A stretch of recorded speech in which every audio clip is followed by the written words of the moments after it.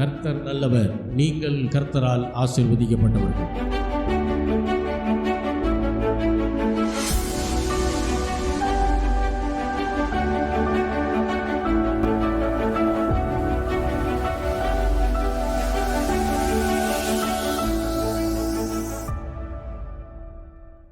நம்ம எல்லாரும் நின்ற வண்ணமாக எழுந்து நின்று ஆராதிக்க முடிந்த தேவனுடைய பிள்ளைகள் நாம் எழுந்து நின்று ஆராதிக்கலாம்.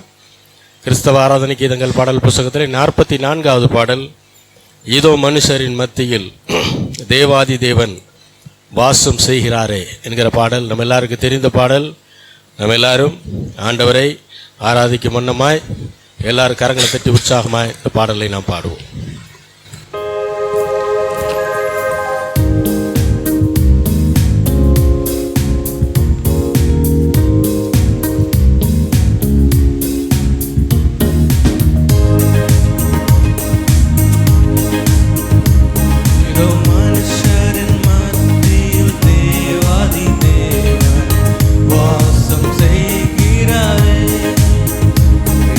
மனுஷரின் மத்தியில்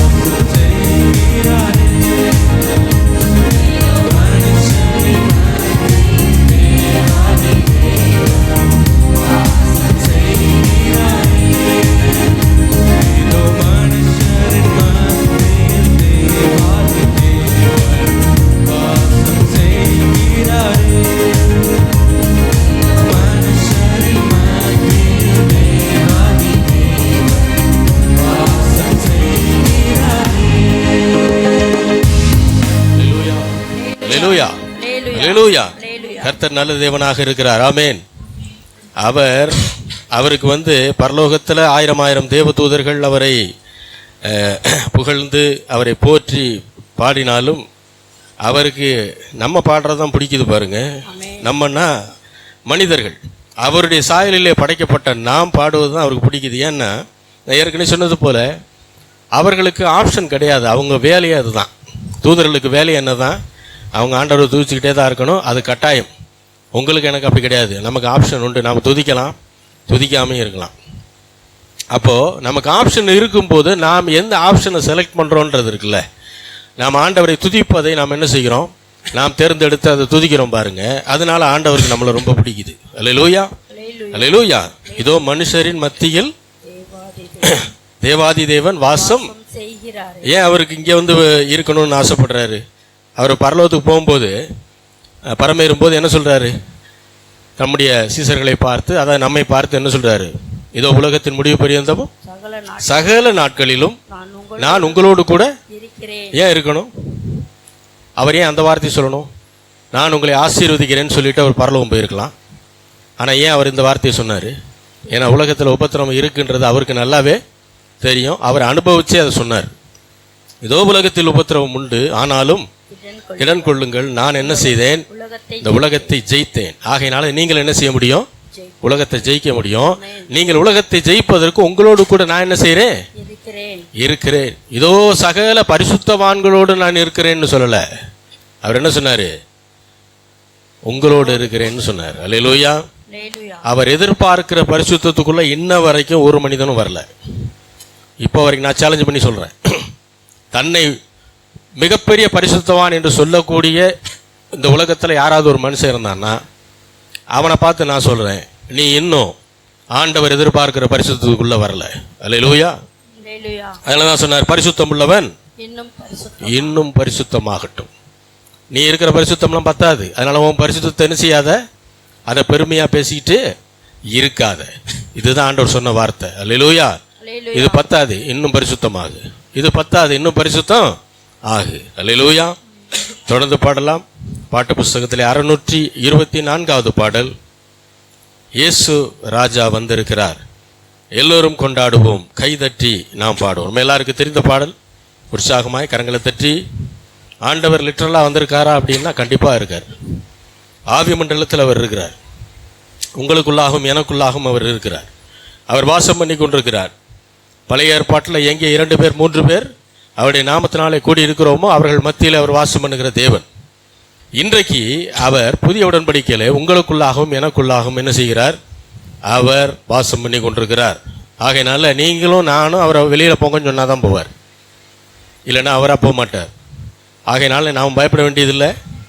இயேசு ராஜா வந்திருக்கிறான்றதை ரொம்ப தைரியமாக என்ன செய்யலாம், பாடலாம். ஏன்னா நம்ம பொய்யா பாடலை, உண்மையாக தான் பாடுறோம். எல்லாரும் கரங்களை தட்டி உற்சாகமாய் ஆண்டவரை நாம் ஆராதிப்போம்.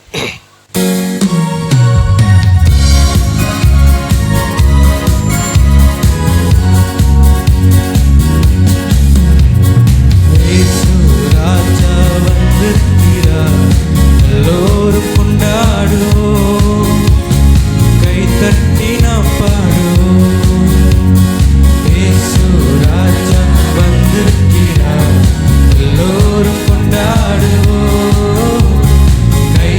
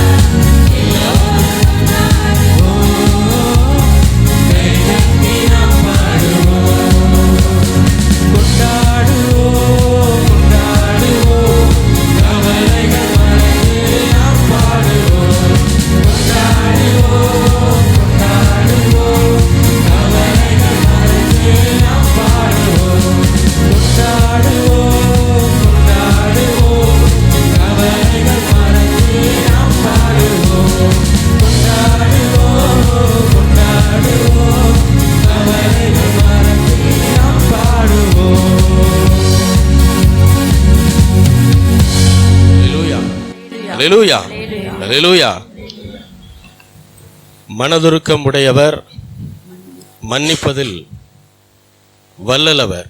அல்லேலூயா. உன்னினைவாக இருக்கின்றார், ஓடிவா என் மகனே மகளே. இதுதான் ஆண்டவருடைய சுவாபம். அதனால தான் இந்த பாட்டை அடிக்கடி பாடுறோம். ஏன்னா அவர் எப்படிப்பட்டவர் என்பதை பாட்டு சொல்லணும். அவர் அன்பான தேவன். அல்லேலூயா. அவர் மகா இரக்கம் உள்ளவர், மிகுந்த கிருபை உள்ளவர். அல்லேலூயா. கூப்பிடு நீ பதில் கொடுப்பார், குறைகள் எல்லாம் நிறைவாக்குவார். அப்போ ஜபத்தை அவர் கேட்கிற தேவனாய் இருக்கிறார். ஆமேன். நாம எந்த சூழ்நிலையில இருந்து, எப்படிப்பட்ட நிலைமையில இருந்து ஆண்டவரை நோக்கி நாம் ஜெபித்தாலும் விண்ணப்பம் பண்ணினாலும் நம்முடைய ஜெபத்தை கேட்கிறதற்கு அவர் தீவிரமாய் தன்னுடைய செவிகளை திறந்து வைத்திருக்கிற தேவனாய் இருக்கிறார். ஆமேன். அல்லேலூயா. அப்பேற்பட்ட தேவனை தான் ஆராதித்து கொண்டிருக்கிறோம். அதனால தான் அவரை நல்லவர்னு சொல்கிறோம். நல்லவர்னு சும்மா உதட்டளவில் சொல்கிறது இல்லை, அவரை இருதயத்திலிருந்து சொல்கிறோம். அவர் மிகுந்த நல்லவர். அல்லேலூயா. அவர் நம்மீது வைத்த அன்பை கல்வாரி சிலுவைகளே விளங்க பண்ணினார். பல பாடுகளை பட்டார், சரீரம் கிழிக்கப்பட்டது, நம்முடைய பாவங்கள் சாபங்கள் எல்லாம் அவர் மீது சுமத்தப்பட்டது, நம்முடைய எல்லா தீமைகளும் அவர் ஏற்றுக்கொண்டார், அவருடைய எல்லா நன்மைகளையும் நம் மீது அவர் வைத்திருக்கிறார். இது எல்லாமே கல்வாரி சிலுவையிலே நடந்த ஒரு பண்ட மாற்று முறை. இது நடந்துச்சு அங்க. அதை விசுவாசிக்கிறவர்களுக்கு அது பலிக்கிறது. விசுவாசியாதவர்கள் தேவனுடைய மகிமையை என்ன செய்ய முடியாது, பார்க்கவே முடியாது. நாம் விசுவாசிச்சா மட்டும்தான் தேவனுடைய மகிமையை பார்க்க முடியும். அல்லேலூயா. அவர் நம் மீது உள்ள அன்பை விளங்க பண்ணிட்டாரு. நாம் அவருக்கு பதிலுக்கு என்ன செய்ய முடியும், அன்பை தான் காட்ட முடியும். அந்த அன்பை நம்முடைய செயலில் காட்டுறோம். ஆராதனைக்கு வருவது நாம் அவர் மீது வைத்திருக்கிற அன்பு, சரியான நேரத்துக்கு வருவது நாம் அவருக்கு கொடுக்கிற மரியாதை, அவரை துதிப்பது, அவரை துதிக்கிறதுக்கு ஆள் இல்லாமல் இல்லை, அவரை துதிக்கிறது நம்முடைய உரிமை. அது அல்லேலூயா, நம்முடைய கடமை. அதை நாம் செஞ்சது, அது நாம் அவர் மீது காட்டுகிற அன்பு. அவருடைய வார்த்தைகளை கேட்பது நாம் அவருக்கு கொடுக்கிற மரியாதை. அப்போ அவர் நம் மீது வைத்த அன்பை விளங்க பண்ணினது போல நாமும் அவர் மீது வைத்திருக்கிற அன்பை என்ன செய்யணும், அதை காட்டணும், செயலில் காட்டணும், பாட்டாவும் பாடணும். பாட்டு புஸ்தகத்தில் 782வது பாடல், அன்பு கூறுவேன் இன்னும் அதிகமாய், ஆராதிப்பேன் இன்னும் ஆர்வமாய். எல்லாரும் தேவன் நமக்கு செய்த நன்மைகளை நினைத்தவர்களாய் அந்த பாடலை பாடி தேவனை ஆராதிக்கலாம்.